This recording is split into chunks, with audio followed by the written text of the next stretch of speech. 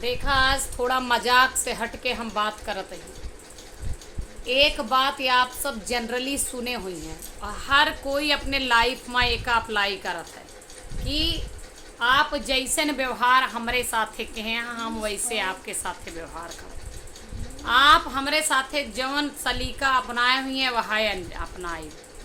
आप हमरे दुख में साथ दे हुई हैं तो हम आपके साथे आपके दुख में देबै।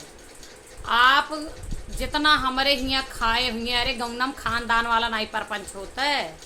आप हमारे में खाए हुए तब हम खाबे, तू हमारे यहाँ ब्याह में गाए होबू तब गौबे, नाचे होबू तब नचबे। सब चीज में लोग का करत हैं, बराबरी करत हैं। कहत हैं कि जस जे करे ओकरे में वैसे करबे। लेकिन हम आपका एक बात बताए दे, सफलता के लिए आपका ओका करे की जरूरत ना है ना।